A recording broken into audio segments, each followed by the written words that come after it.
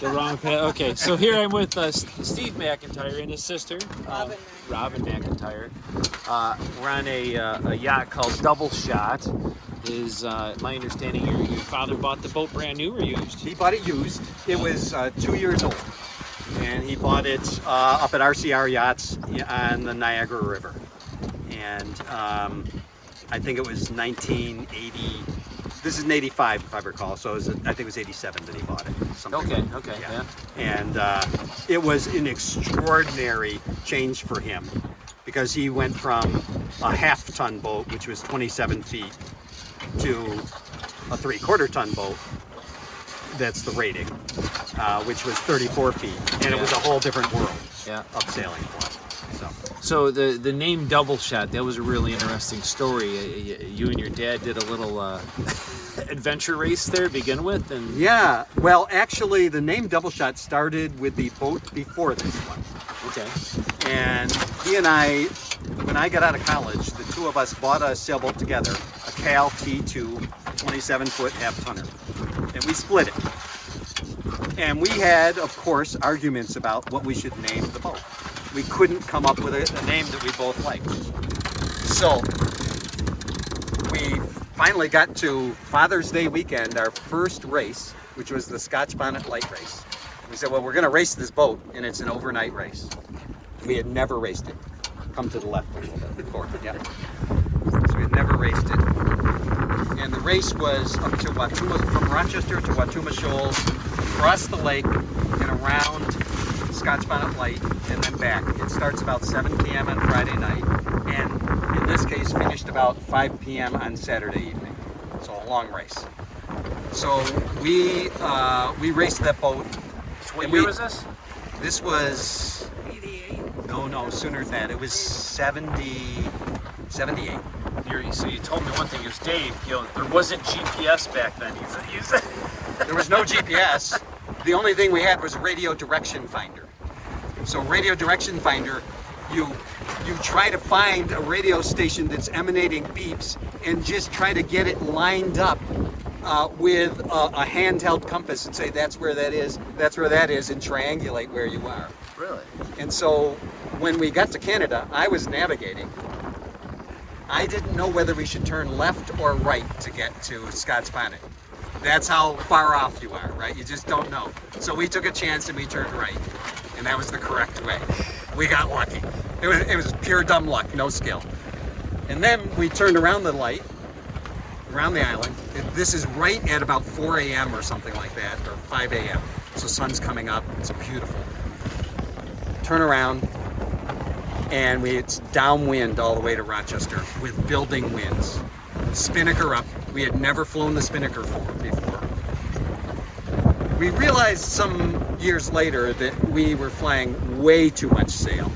We were burying the bow of this boat as we sailed across Lake Ontario, and we were scared. And anyway, we sailed across the lake. We used the radio direction finder, and Rochester had a radio beacon, so we were able to hone right in on it. We got to Rochester, there were so many waves that they had set up a starting line on the piers. And so we had to go past the piers, and as we went past the piers, they fired off 2 guns. My father and I looked at it, he said, now we had never raced before, we said, we don't know what that is. What does that mean? Do they do that for everyone who finishes? Does that mean we placed? Does that mean we're second place? What does that mean? We found out when we hit shore that we had won the race. And for our fleet, not the whole thing, but we had won the race. And that thereafter the boat was named Double Shot. Yeah, it was a nice, that's probably the best name those things I heard about, So you said you bought about $40,000 for this thing, which was a substantial amount of money. Yeah, it was big. He remortgaged his house to buy this boat, and it was a huge commitment for him. He was not a wealthy man. Lived in Henrietta, New York, right in a small 1,600-foot, 1,500-foot ranch. But he loved sailing, and when it came to this boat, as you can see, he was not frugal with his sails. Yeah. So at the time he purchased it, was it like it was state of the art? I mean, it was untouchable. It was state of the art, and it was completely touchable because we had no idea how to sail it. Oh, okay. We were clueless for at least the first year. Uh-huh. We had the lines led wrong. There was no internet. And so we couldn't look stuff on the internet and say, this is the way it should be rigged. We were just, and no one really showed us at RCR. And so we had to figure it out for ourselves. And it took probably 2 years to figure out how to rig this boat properly. And, bringing sailmakers on from Harstick. And then one saying this, another saying that. Yeah. And when we sailed in heavy weather, we didn't have any lifelines or life jackets on. There was a couple of times that you and I had to go change the jib to a heavy weather jib, and we were actually going underwater. You were holding me on while we were. there is a... And we kept on saying, we know how to swim. There is a video somewhere. I tried to look for it for you. It's somewhere online of... if you notice, the bow is very narrow on this boat. The stern very wide. There's not much buoyancy in the bow. There's a video of this with this type of boat with the spinnaker up in heavy air, submarining right back to here. Really? And because they didn't have enough weight aft, and they were overpowered with the sail up. And so I'm telling you that be careful with the chute. Oh, we've never had that happen, but. But we did have your son underwater trying to pull in the shades when we took it down. That's a good point. So maybe I shouldn't say what I just said. Yes, my son was Underwater. he was here and completely underwater, but he didn't stop trimming the sheets. And we had to let go of everything because we took a knockdown. And that's scary. We took a knockdown when So it righted itself pretty quickly, or? The boat rights itself beautifully, but you have to let go of everything. You have to let it go. Because they're saying that there's a risk of this, the X-102 is actually not recovering, but if you don't let go of things you can take any boat and drive it underwater, right? But well, maybe not any, but anyway, I would say we're talking pretty extreme conditions. Like 40 knot winds, really, with a spinnaker up. There's certain things you Yeah. really just shouldn't be doing unless you really kind of know you're doing. or you stupid. play chicken. I don't know if you noticed, but I think one of the chutes is labeled chicken chute. Really? It's labeled chicken chute, and that is for extreme circumstances. Really? The things, chutes are like 3/4 ounce, half ounces. This is like 2 ounce. Okay. And it's for... You didn't like bringing it up.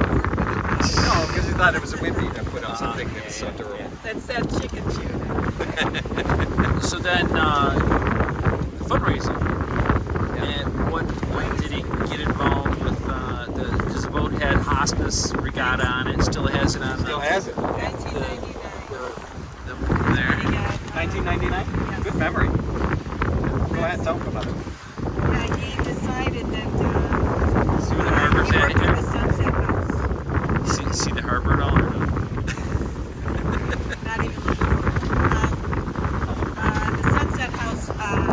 He had actually gone to another race somewhere else on the Sackett's Harbor. Sackett's Harbor. And they had a Hospice Regatta, and he liked it so much that he brought it back to Rochester. And he and one other person at the Genesee decided they were going to start doing it. And so they teamed up with Sunset House. Show us direction and going on that or no? It's just. Do you use the iPhone maps at all or no? I use both. You go to iPhone, it shows direction. Yeah. So they teamed up with Sunset House and helped build it. Really, when he was in the hospital, we were all kind of sad that he couldn't end up there in hospice. It's going to have to catch signal here. It says we're going the wrong way. Well, it's catching it. Let's get a signal here. So his sister's Doing okay. Yeah, it's okay, right? Maybe come up a little bit, Robin, to the right a little bit better. Sorry about that. We got that's this. right. So his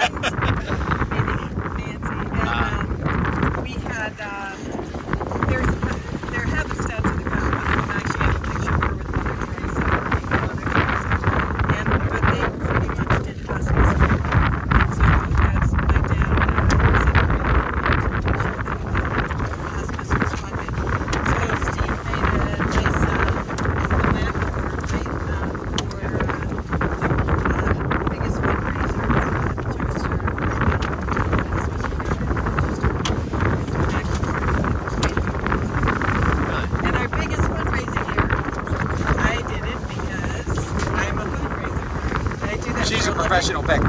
Oh, really? Professional beggar, really? So, yes, in fact, I brought it to you.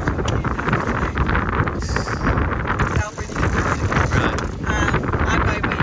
But anyway, the hospice regatta was really good. And everybody dropped everything. We sailed, we fundraised, we did everything to make sure that it was successful every year. So what was the first year of the Hospice Regatta then? The first year of hospice regatta in Rochester was 1999. Oh, right, yeah, okay. Right, so I don't know the first year in the history of hospice regatta. Sackett's Harbor started well before that. And what happened? So the thing that I would add to the story about that, my father was sailing around the lake. And he got to With Sackett's Mom. Harbor with Mom. He got to Sackett's Harbor and they said, oh yeah, well there's a Hospice Regatta tomorrow. I said, well, can I get in there? He said, yeah, pay your $100 and you can get in. It's a fundraiser. And I said, sure. He called some crew up, had them drive up from Rochester to Sackett's Harbor. He raced the race. And he won the And I race. won. And they said, well, you can't have the good trophy because you're not from this yacht club. He was pretty pissed off at that. He said, well, I'm going to start my own Hospice Regatta. Oh, that's funny. That's great. Now, your dad pretty much sailed competitively till what age? 3 weeks before he died, Really? He was 87. 87, yeah. He was, 3 weeks before he died, he was out racing With us with us on this boat, just like this, at the end of the day. in October. So, He died November 8th. So Wow. mid-October. It was the last race of the year. So. What year did you pass? 7 years ago, 2016. Oh, so it was 7. Wow. Yeah. Oh, it's only 4 or 5 years ago. Yeah, 2016. Yeah. So she's been basically sitting. What's that? She's the X-102's been sitting since then. X-102 has been sitting since then. Yeah, she came out fall of 2016 and sat there. Yeah, it actually was in the yacht club for a year or two. Yeah. And then they were saying, well, you're not an active member. Yeah. We were You too can't leave in the emotional yard. to move this along, right, Yeah. Steve? You got. I you actually- took longer than the rest of us. Well, I took longer. I also really wanted somebody in the family to have the boat. We really wanted our nephew to have it, or my son to have it, or your grandson to have it. But it wasn't the right thing for any of them. Yeah.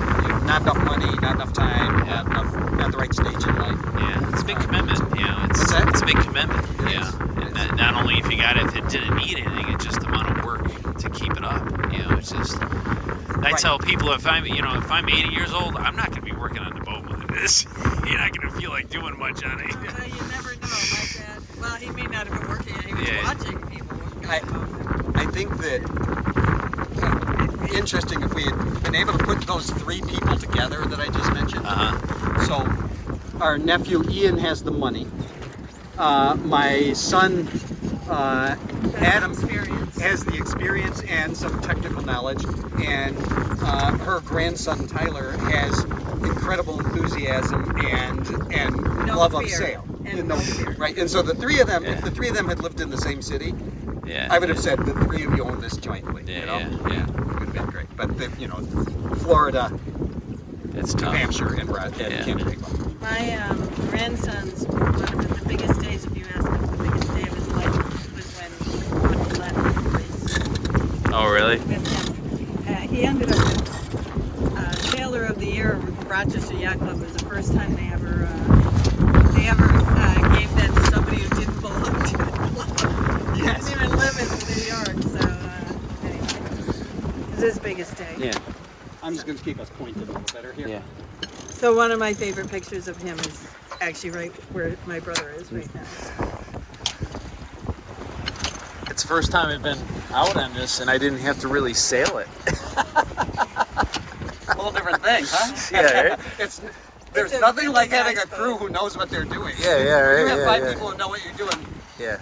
My father got to the point where all he had to do is say, come coming about. Right, that's right. And everything would happen. Yeah. No words said about trim that or whatever. He didn't like any words said, in fact.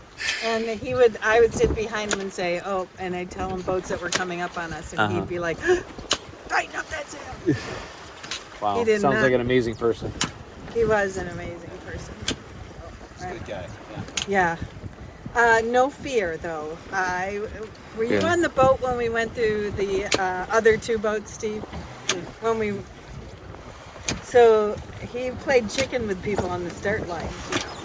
And well, we're you see, talking the in his reason 80s. there's a reason why the bowsprit is bent in. Oh, really? Because That was from hitting another boat. going through the hull of the other boat. Seriously? Oh yeah. We were and we were calling starboard to one boat, and the other boat didn't move. And then we had another boat coming up on us, and we couldn't move because they were calling starboard on us, and went right through it. Boom. And everybody was so excited on the boat, and we brought the sails down to bring it in because you didn't know if a boat was gonna Yeah. And so everybody was all upset, and I said they couldn't believe it happened. I was like, I can't believe it didn't happen before now. Are you kidding? Are you guys kidding? Because we played chicken every start line, right? That's what it's like, right? It's the starts are more exciting than everything else, but you got a risk of something like that happening, you know. Yeah. And it did. But it wasn't just him who was willing to do it. He, like when I would skipper, the hospice is like 5 races or 3 races or whatever, 4 races. We'd alternate where I'd run the boat and give him a rest, and then vice versa. He usually liked to start and then have Steve. Yeah, if he got tired towards the end. And so, if I was playing chicken with other boats, that did not bother him a bit. He was fine with me cutting within inches of another boat. I would be kind of crapping my pants, but not him. Wow. He didn't have any problems playing chicken.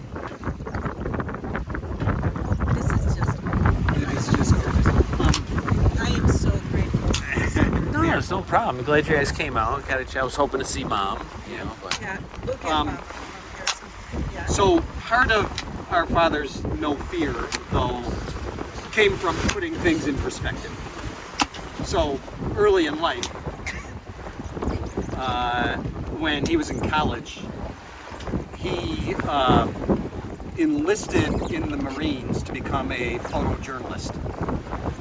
And he a went- track star. What's that? And track. He was a track star. He had a dispute with his track coach and decided, I'm going to show the coach by joining the Marines.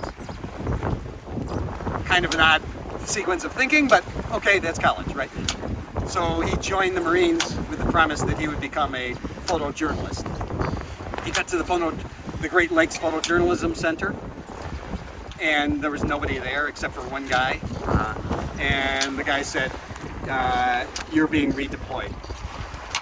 Long story short, Front lines. they made him, no, not front A lines, sniper. a sniper behind enemy lines in the Korean War. jeez. Because he had a good eye. Yeah. He could shoot. So he was the very first Marine helicopter deployment in a military activity. So he was a sergeant and a sniper. He had his platoon or whatever they call it. Brought him in these shitty helicopters, never having done it before.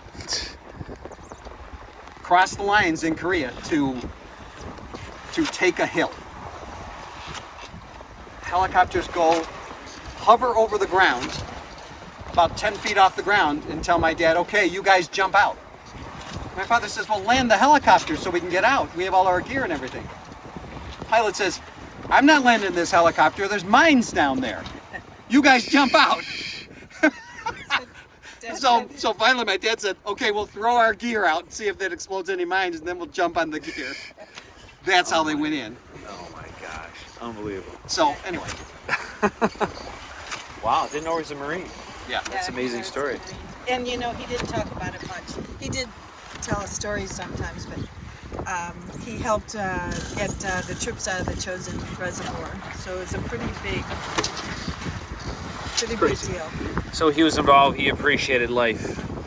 He did, Definitely, but he he was- didn't fear There's kind no of stuff fear. that a lot of us would fear. Yeah. And he didn't get down on people for things that he didn't agree with, like his niece in the 70s got pregnant out of wedlock. That was a big deal.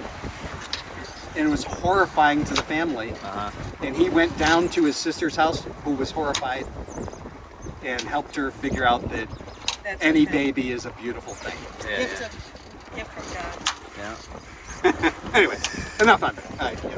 But We're hopefully- waxing too poetic Yeah, about it. hopefully I'll I carry. mean, he had plenty of flaws too. Don't get me wrong. No, but hopefully I'll carry on the tradition of using the X-102 to raise some money here. To do some good. Yeah. My passion always been towards, cancer prevention. Yeah. Nobody ever talks about that. I had a niece that passed away at 33 years old with colon cancer, and it's just a lot of my family members died of cancer. Yet everybody's talking about a cure, but nobody talks about prevention. And when I'm most so of with our, you on that. when most of our foods are sold with all these carcinogens in them, Yes. it's just and they're illegal to sell in Europe. There's something to be, we got to raise attention on here, and hopefully, maybe I can figure out something. Yeah. Called the cancer prevention regatta or something Yeah. simpler, I'll tell you, But, I think you'd probably have a lot of people interested in that. And my wife is a 2-time cancer survivor. Really? Yeah, breast cancer Stage. first. She had that was 12 years ago. She had a 16% chance of making it for 7 years, Really? and she made that. But she got into endometrial cancer then too, and which they think was actually caused by the treatment, the chemotherapy. Yeah. And Unbelievable. Auntie Nancy died of ovarian cancer, and Tom died of pancreatic. And that's why their names up on the sale there. For that. So I'm trying to remember. This has two Yep. gears sticking out, so we Yes. want to kind of go Out this a way little and bit, then turn yeah, left. and then turn into it. Yeah, exactly. Which is the one that has the break wall that goes across in a T and then two that come in? Is that Alcott just did a new one okay? with it, but there's another one towards Rochester off of Roosevelt Highway. Oh, Oak Orchard. Before Oak Orchard, in that area. Yeah, Oak Orchard Creek where it comes out. Yes, Yeah, Sunset. Oak Orchard has a cross piece and then yeah. two that come Is in. that called Sunset? What's that harbor called? I can't remember. You can fall off. Yeah, I know. But I wanted to thank you for really giving me this thing. It's going to have a lot of enjoyment. let me tell you. We are. So I can't tell you how thrilled we are to see you making it beautiful and sailing her again. Oh. It's Thank you for loving her. I mean, Yeah. it's really, to us, it's just amazing. Amazing. So hopefully get together again, get the family out here. And, that'd be great. And then remind me about the Hospice Regatta. We'll get it out there. Yep. And, And we do will be that. happy to, we'll get our family involved yeah. in that. Excellent. Making sure that you have the, the crew. fundraising. And we can probably We want you We to could- win the cup. we probably can get you some good crew like my son. Yeah. He's an animal on this boat. Hey, you can Excellent. hand him a spinnaker and the spinnaker it'll just be perfect. He Wow. is an animal. Yeah, so hopefully we can get that going and do that. All right. Just so you know, the Hospice Regatta, the year after my dad passed, my brother and I went on the Hospice Regatta, and as we went over the finish line, we threw my dad's ashes. Yeah. Aw. So it was, not all of them, some Yeah, are Fenway Park. But Yeah. Wow. right. Amazing. Yeah. So, it You was probably a- shouldn't admit that, probably. It's illegal. I know. Define legal, no? My brother did it. I didn't. Yeah. Oh, sibling thing here going on. Yeah, all right. But all right. Thanks for the interview, guys. Take care. Oh, thank Yeah. you.